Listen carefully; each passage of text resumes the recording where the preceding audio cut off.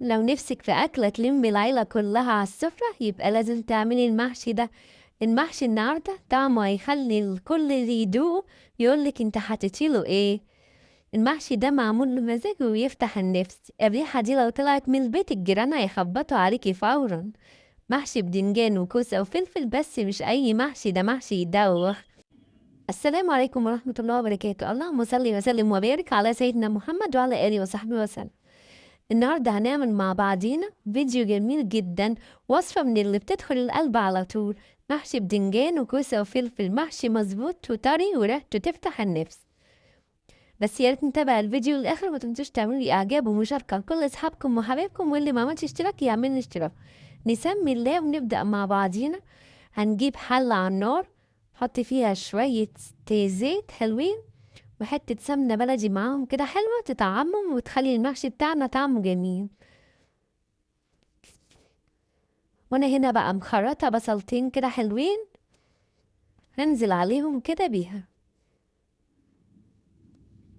بسيبهم كده يتشوحوا كده في السمنة البلدي والزيت لحد ما ياخدوا لون ذهبي بسيط كده.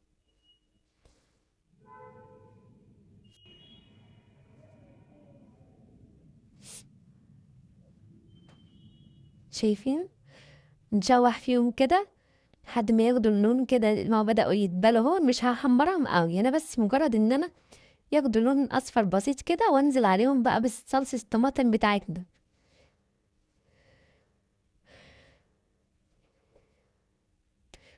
نزلت بقى بالطماطم بتاعتنا كده وهسيبها تغلي غلوة، وبعد كده اول ما تبدأ تغلي كده هبدأ بقى ابهرها بالبهارات بتاعتها. هنحط بقى معلقتين ملح كده حلوين،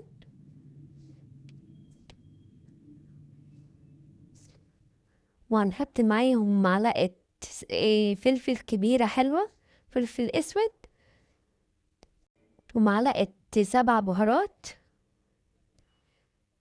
دي بتدي نكهة جميلة للمحشي أوي، ومعلقة كمون، ومعلقة كزبرة ناشفة. يبقى نحط معلقة فلفل ومعلقة كمون ومعلقة كزبرة ناشفة ومعلقة 7 بهارات مع الملح طبعا، ونسيبهم بقى كده يتسبكوا تسبيكة حلوة لحد ما نتأكد ان الطماطم بتاعتنا اتسبكت.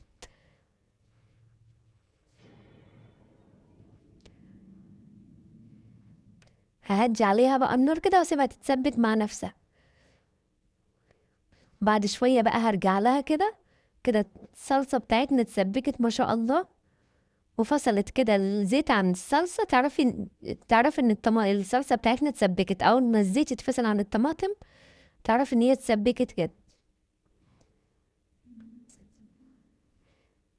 هبدأ بقى اجيب الرز بتاعنا واغسله كده غسلة كويسة، واصفيه من المية كويس. وجبت برضو الخضرة بتاعتنا غسلتها وقطعتها. جبت بقى حزمة كزبرة وحزمة بقدونس وحزمة شبت، وقطعتهم وغسلتهم كويس. وده الرز بتاعنا غسلته. بص بقى، نزلت عليه بقى على الصلصة بتاعتنا من الرز كده وأقلبه بقى تقليبة كويسة.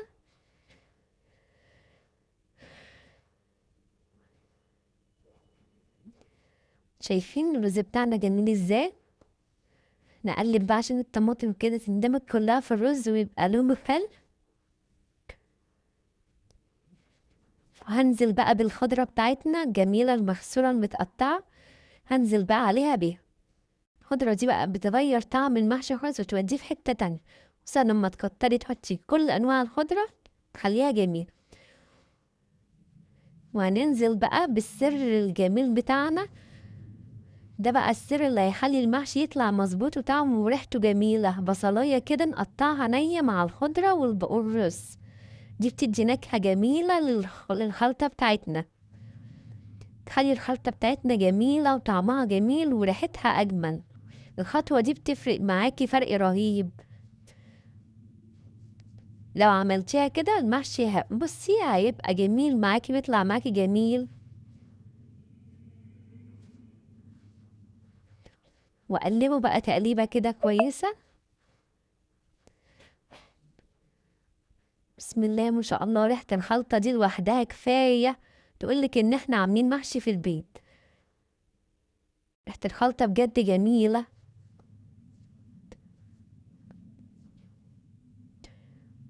ويا سلام بقى لو عندك نعناع كده ناشف تفركي كده شوية حلوين تحطيهم على الخلطة دي، بيدوا نكهة جميلة أوي بالذات مع البدنجان والكوسة. بتبقى جميلة أوي مع البدنجان والكوسة في الفلفل، تدي نكهة حلوة للمحشي بتاعنا. وهبدأ بقى أحط الخلطة بتاعتنا كده في طبق، وأبدأ بقى أقعد أعبي البدنجان بتاعنا.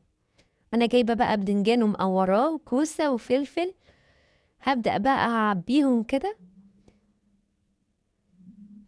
شايفين ما شاء الله البدنجان بتاعنا كله صغير وجميل ازاي. احنا عندنا بنحب البدنجان صغير كده. بص بقى، واهم حاجة ما نملاش الصباع قوي، نخليه تلات ارباع رز بس، والربع نخليه فاضي، عشان كده كده الرز بيستوي ويملى وما يخرجش مننا ويخلي الصابع مننا مليانة رز وشكلها مش حلو.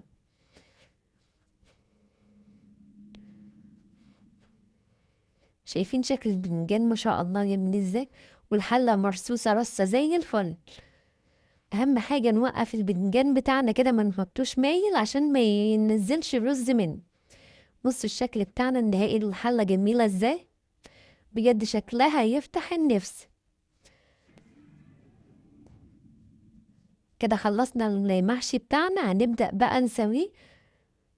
بس بصوا الشكل بتاعه جميل ازاي، والالوان بتاعته جميلة، والفلفل لونه جميل، وكل الصوابع كلها شكلها واحد. الرز تلات ارباع في الصوابع كلها كوسة او البنجان او الفلفل. تسيبوا حتة فاضية عشان لما الرز يستوي ما الرز ما يخرجش من الصوابع بتاعتنا.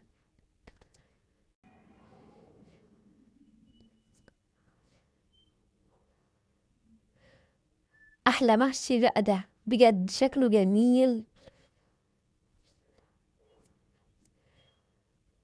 بص بقى بعد ما خلصنا الحشو شكل البنجان جميل ازاي.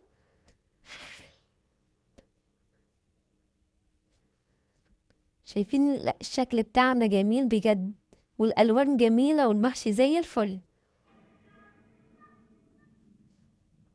بسم الله ما شاء الله. هنا بقى انا قايدة على الشوربة عشان تغلي، وهبدأ بقى ازيده بيها. لازم الشوربة تبقى غالية معانا. حط بقى على البوتاجاز كده وابدأ ازيد.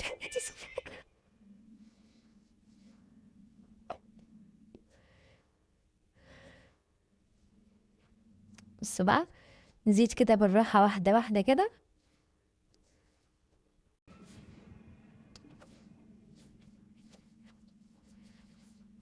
بصوا بقى، نحط بالراحة كده الشوربة، وأهم حاجة الشوربة بتاعتنا ما نحطش كتير عشان المحشي ما يعجنش مننا. نحط شوربة على القد. ممكن بقى تحطي مع الشوربة طماطمية تضربيها في الخلاط وتحطيها تدي لون جميل، أو صلصة. تحطي أي حاجة تخلي المحشي بتاعنا لونه حلو وطعمه أحلى. بصي بقى، أنا بحط الشوربة لحد ما تغطي المحشي بالعافية، مش أكتر من كده.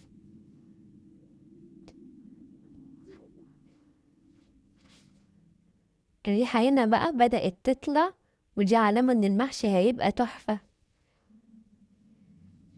هنا السر، الشوربة لازم تكون من طعمها مظبوط، لأنها هي اللي هتدي المحشي النكهة المظبوط. وهنا بقى أول ما يبدأ يغلي هنسيبه 10 دقايق كده على نار عالية. خلي بالك الغلوة الأولى دي بتقفل الرز وتخليه يمسك نفسه. شايفين بقى الفقاقيع دي بتقولك المحشي بدأ يشرب الطعم. والريحة ما شاء الله، الريحة دي لو وصلت للشارع يعرفوا إن الجيران هيسألوا بتعملي إيه. نوطي بقى عليه خالص كده، ونسيبه بقى يستوي على نار هادية خالص. المحشي اللي بيستوي على نار هادية ده بيطلع طعمه جميل وما شاء الله جميل. هنا بقى استوى خالص كده، وانا بدأت بقى هجرفه. شايفين معانا الجمال بتاعنا ما شاء الله. يلا بقى نشوف النتيجة. بصوا المحشي جميل ازاي. الريحة بتقول إن المحشي ده هيكسر الدنيا. بص بقى، بسم الله ما شاء الله. بصوا الكوسة شكلها جميل ازاي، وهوريكم مستوية ازاي. بصوا دايبة ازاي خالص، ما شاء الله عليه. ومن جوه الرز مفلفل وجميل. بصوا البدنجان بتاعنا جميل وبيلمع وصغير وجميل ازاي. والرز بتاعه مش خارج بره الصباع ازاي، على قد الصباع بالظبط. بسم الله ما شاء الله، جميل بجد.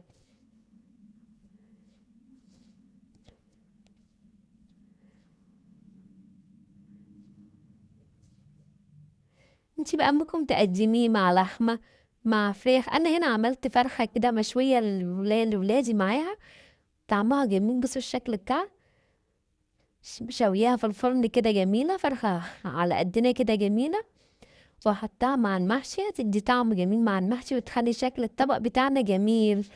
وبألف هنا وشفا الكل ليه. جربوه صدقوني هيعجبكم، لو جربتوه بالطريقة دي صدقوني هيعجبكم أوي.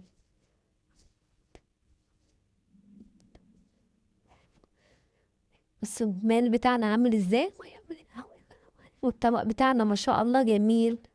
وبكده يكون محشي النهارده خلاص، طعم يدندن ويشرف في أي سفرة. ما شاء الله. وبكده نكون خلصنا فيديو النهارده. اتمنى يكون الفيديو نال اعجابكم. لو عجبكم الفيديو يا ريت ما تنسوش اللايك والشير وتعليقاتكم الجميله اللي بتفرحني دايما. لو لسه اول مره تشوفوا قناتي اتمنى الاشتراك في القناه وتفعيل زر الجرس على الكل عشان يوصلكم كل جديد. استنونا ان شاء الله في وصفات تانية كتيره سهله وبسيطه ومميزه. دمتم بخير وبحفظ من الرحمن. السلام عليكم ورحمه الله وبركاته.